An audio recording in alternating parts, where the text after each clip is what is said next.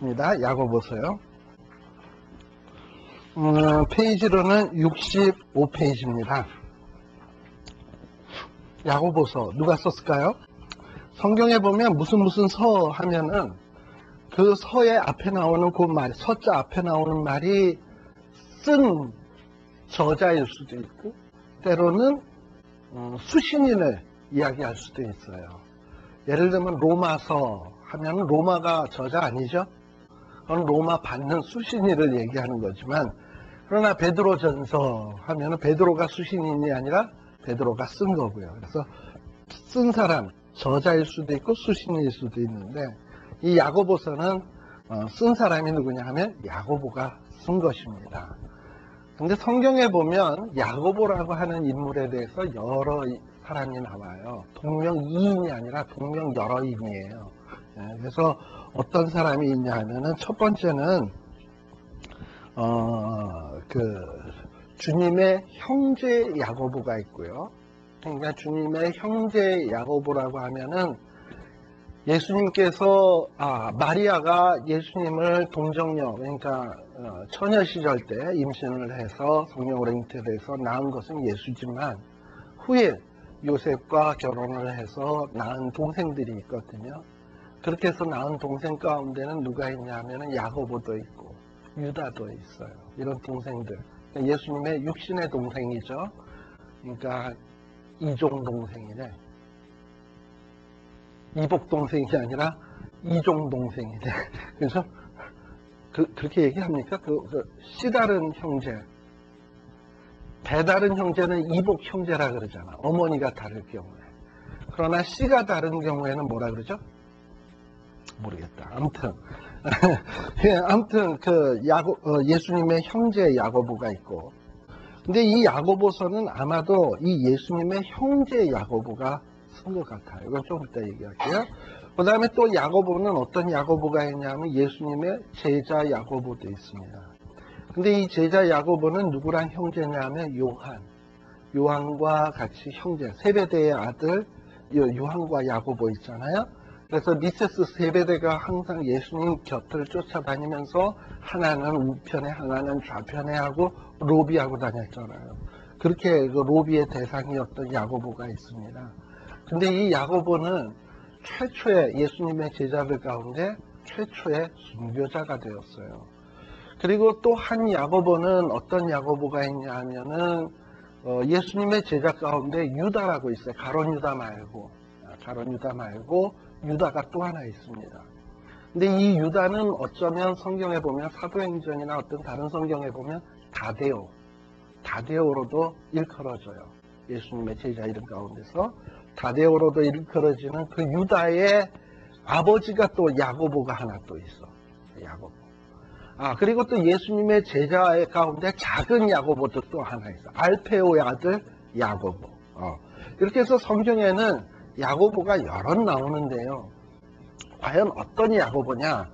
이 야고보서 주석만 하더라도 참 의견이 불분한데 되게 메인스트림의 주장은 뭐냐면 예수님의 형제 야고보일 것이다. 왜냐하면 예수님의 제자 큰 야고보는 순교당했으니까 썼을 리가 없고, 그 다음에 또 유다 아버지 야고보는 성경상에 별로 이렇게 뛰어난 인물이 아니니까 별 볼일 없는 것 같고, 그러나 예수님의 동생 야고보는 예수님이 공생이 하는 초창기에는 예수님을 좀 못마땅하게 생각하고 좀 예수님에 대해서 배척하는 그런 사람이었지만 예수님이 십자가 지시고 부활하고 난 다음에는 확 뒤집어져 가지고 아주 변화된 사람이 되었거든요. 그래가지고 후일에 이 예루살렘 교회의 최고의 지도자가 되었어요. 그래서 우리가 사도행전 같은 데 보게 되면 사도행전에서 보면 사도 바울이 전도 여행을 마치고 돌아온 다음에는 꼭 예루살렘에 돌아와서 선교 보고를 하는데 꼭 와서 만난 사람이 딱 두 사람이 있는데 누구냐면 베드로와 야고보.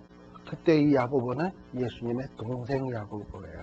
꼭 만나서 그들에게 선교 보고를 하고 다니는 그런 사람이었습니다. 그래서 이 야고보가 교회의 지도자고 그리고 어떤 유대인들, 그리스도인들의 가장 높은 지도자였기 때문에 충분히 이 야고보서를 썼을 수 있다라고 생각을 할 수 있어요. 근데 이 야고보가 안 썼다라고 주장하는 사람들은 누구냐? 이런 사람들이에요. 야고보는 직업이 뭐였습니까? 원래 예수님의 동생 야고보는? 뭐 예수님하고 똑같이 목수거나 아니면 나사렛 동네에 살았으니까 베드로나 요한이나 야고보 따라다니면서 어부였거나, 그러니까 가방끈이 길겠습니까? 짧겠습니까? 짧죠. 근데요, 의외로 야고보서에 보게 되면 수많은 격언이나 속담이나 마치 잠언처럼 어떤 이런 그런 아주 주옥 같은 글들이 많아요. 그런데 이렇게 주옥 같은 글들을 가방끈도 짧은 야고보가 썼을 수 있겠나? 그리고 이 야고보서가 의외로 헬라어로 이렇게 연구하는 사람들이 보면 아주 문체가 유창하대요. 그런데 과연 이 야고보는 나사렛에서 태어나서 그가 과연 헬라어를 이렇게 잘 쓸 수 있었겠나? 그러니 예수님의 동생 야고보는 아닌 것 같다. 이러고 얘기하는 사람도 있는데요. 그런데 예수님의 동생 가운데 요한 죽은 야고보의 형제 요한 역시 어부잖아요. 그러나 그는 나중에 무슨 성경을 썼냐 하면 요한계시록을 썼잖아요. 또 요한 1, 2, 3서도 쓰고. 그의 직업은 뭐였냐 하면 역시 어부였잖아. 그래서 어부였다고 해서 헬라어를 못한다? 그건 아니다 라고 얘기를 하는 거예요. 특히 당시에는 말이죠, 이미 BC 300년대서부터 알렉산더 대왕이 이미 이 팔레스틴 지역을 다 점령을 하고 있었기 때문에 웬만한 사람들은 자기의 히브리어, 또 아람어, 헬라어, 그러니까 한 사람이 2개 국어 내지 3개 국어는 능통하게 하고 있었던 때예요. 암만 어부건 뭐하건 간에. 그래서 많은 분들이 이 야고보서는 예수님의 동생 야고보가 썼다라는데 전혀 의심을 하고 있지를 않습니다. 자, 그러면 여러분들이 보세요. 1장 1절에 보면, 근데 이 야고보가 1장 1절에 시작하는 거 보면 참 의미심장해요. 하나님과 주 예수 그리스도의 종 야고보. 그러니까 어쨌든 형제 아닙니까? 근데 형제인데 자기의 형을 이야기할 때 형은 나의 주고 나는 종이다. 이렇게 얘기한다는 게 쉬운 일 아니잖아요. 그런데 나는 예수 그리스도의 종이다. 어떤 육체적인 인간관계를 다 부정하고 나는 예수님의 종이 될 수밖에 없는 자다. 그런데 복음서에 보게 되면 예수님의 형제들이 한때는 어떤 일이 있었냐면 예수님이 공생애를 출발하려고 할 때 당신은 이 나사렛 동네에만 있지 말고 그 예루살렘에 좀 가가지고 기적도 행하고 그러면 유명하게 될 텐데 왜 이 동네에서 있냐? 정말 철없는 얘기들을 했던 친구들이에요. 근데 이런 친구들이 예수님이 십자가에 못 박혀 죽고 부활하는 장면을 보면서 자기의 과거의 철없던 모습들을 보면서 굉장히 회개한 것 같아요. 그리고서는 결국은 예수님에 대해서 뭐라고 얘기하냐면 나는 그리스도의 종 야고보다 라고 얘기를 하고 있고요. 그 다음에 야고보서의 수신인에 대해서 이야기를 하면 뭐라고 얘기가 되냐 하면 흩어져 있는 12지파에게 문안하노라 라고 되어 있습니다. 이미 이 예수님이 오셨을 때만 하더라도 12지파의 개념은 이미 사라진 지 오래예요. 왜냐? 북이스라엘은 BC 722년에 망해서 이미 10지파는 뿔뿔이 다 흩어져 버렸어요. 그리고 BC 586년에는 남쪽 유다가 또 망해서 유다 지파와 베냐민 지파도 많이 흩어지게 되었어요. 그래서 12지파 개념이 이제는 없어. 그리고 이전에는 지파마다 자기의 그 땅의 영역이 있었잖아요. 이제는 그 영역에 그 지파가 땅의 주인이 아니라 오만 자탕이 다 들어오고 로마가 지배하고 세계 강대국들이 다 지배하고 있는데 먼 땅이 있어. 기업도 잃어버리고 땅도 잃어버리고 사람들도 흩어지고 그랬어요.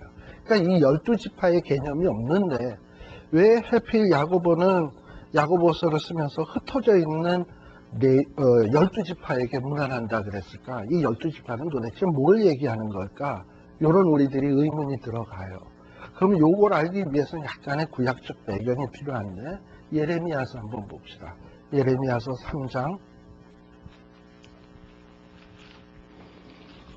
이 예레미야는 이스라엘 포로로 잡혀가기 일보 직전에 이스라엘 나라를 유다 나라를 위해서 일하던 선지자가 바로 예레미야입니다. 나라 망할 것을 바라보면서.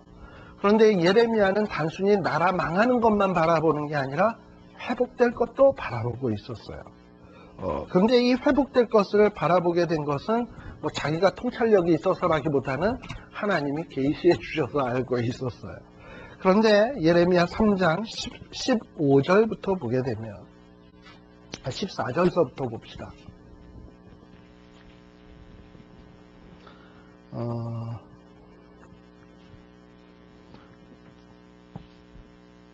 나 여호와가 말하노라. 배역한 자식들아 돌아오라. 나는 너희 남편이니라. 내가 너희 성읍에서 하나와 족속 중에서 둘을 택하여 시온으로 데려오겠고 내가 또 내 마음에 합하는 목자를 너희에게 주리니. 이 합한 목자는 누구겠습니까? 이제 앞으로 그리고 그들이 지식과 명철로 너희를 양육하리라. 바로 이 목자는 메시아를 지칭하는 거겠죠. 나 여호와가 말하노라. 너희가 이 땅에서 번성하여 많아질 때에는 사람이 여호와의 언약궤를 다시는 말하지 아니할 것이요 생각지 아니할 것이요 기억지 아니할 것이요 찾지 아니할 것이요 만들지 아니할 것이며. 이 언약궤는 언제 없어지냐 하면 이스라엘 백성들이 바벨론에게 망할 때 없어져요. 그 전까지는 언약궤가 존재하고 있었어요. 그리고 포로로 잡혀가서 70년 동안에 언약궤의 존재는 어디로 갔는지 몰라요. 그런데 이제 이 언약 사람이 번성하여 많아질 때, 이건 뭐냐면 포로로 잡혀갔다 돌아온 다음에, 그리고 이스라엘이 회복된 다음에. 근데 이때 뭐 사람이 많아졌나요? 그러니까 이거는 언제를 얘기하는 거냐면 예수 그리스도로 말미암아 오순절 성령을 통해서 복음이 확장돼서 영적인 아브라함의 후손들이 많아질 때에는 사람이 이제 언약궤에 대해서 생각하지 않아. 뭘 생각하냐? 마음의 합한 목자 예수 그리스도를 생각하죠. 네. 그리고 그때는 예루살렘이 여호와의 보좌라 일컬음이 되며 열방이 그리로 모이리니. 왜냐하면 예수님 때문에 모이는 거예요. 열방이 그리로 모이리니 여호와의 이름으로 인하여 예루살렘에 모이고 다시는 그 악한 마음에 강팍한 대로 행치 아니할 것이며. 그때의 18절인데요. 그때의 유다 족속이 이스라엘 족속과 뭐해요? 동행하여. 유다 족속은 원래 2지파고 이스라엘 족속은 10지파고 합하면 12지파거든요. 그러니까 이 12지파는 뭘 얘기하는 거냐 하면 여기서 말하는 이스라엘은 혈통적 이스라엘을 얘기하는 게 아니라 우리 로마서 얘기할 때도 아브라함의 후손은 믿음으로 난 자가 아브라함의 후손이라 그랬죠. 믿음의 아브라함 후손 12자손을 얘기하는 거예요. 그래서 내가 너희 열조에게 기업으로 준 땅에 이르리라. 아마도 지금 야고보서 기자는 이러한 어떤 구약적인 배경, 남쪽의 유다 족속 그리고 북쪽의 이스라엘 족속들이 합해서 하나님을 찬양하게 되는 그날, 어떤 혈통적인 개념으로 보지 아니하고 믿음으로 나중에 이루어지는 영적 12지파를 염두에다 두면서 지금 12지파에게 문안하노니라고 지금 쓰고 있는 거예요. 즉 야고보서는 누구에게 쓴 거냐? 야고보가 흩어져 있는 많은 그리스도인들에게 쓴 것이 바로 야고보서입니다. 그래서 흔히들 우리가 여기 바울 서신 다음에 나오는 어떤 서신들 가운데 공동서신이라고 얘기하잖아.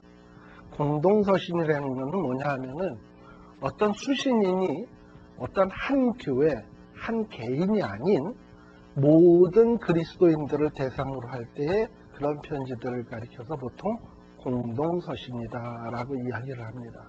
예를 들면 요한계시록, 누구에게 준, 어느 특정 교회에게 준 게 아니잖아요. 무조건 이 예언의 말씀을 듣는 자, 모든 그리스도인을 지칭하는 그런 걸 보통 다 공동서신이라고 이야기를 해요. 그래서 이 야고보서는 일종의 공동서신이고 예수님의 동생 야고보가 썼고 그리고 일반 모든 성도들을 위해서 쓴 책이다라고 이렇게 생각을 하시고요. 다음 시간에 오늘 한 10분 일찍 끝납니다만은 다음 시간에 이 야고보서 내용에 대해서 조금 이렇게 살피도록 그렇게 하도록 하겠습니다. 기도하겠습니다. 사랑의 아버지 하나님 감사합니다. 우리에게 이렇게 귀한 말씀 주심을 감사를 드립니다. 정말 우리 믿음의 선배들 모진 환난 속에서도 고통 속에서도 믿음 지키기 위하여 정말 고난의 길, 험난한 길을 걸었습니다. 그러면서도 믿음을 지켰고 세상이 감당치 못할 자들이 되고 말았습니다. 하나님 아버지, 이제 오늘 우리들의 차례인 것 같습니다. 이 세상에서 짝하면서 이 세상과 버타면서 살아갈 것이 아니라 우리들의 본향 하늘나라를 바라보며 믿음 지키며 살게 하여 주시고 우리의 믿음 생활 때문에 서로 환난을 당한다 할지라도 담대하게 살아갈 수 있도록 하여 주시고 실로 세상이 감당할 수 없는 자 되게 하시고 아니 세상을 정복하는 자 되게 하여 주시고 훗날 하나님 앞에 설 때 잘했다 칭찬 받을 수 있는 믿음의 사람들이 되게 하여 주시옵소서. 예수님 이름으로 기도드리옵나이다. 아멘. 마치겠습니다. 네.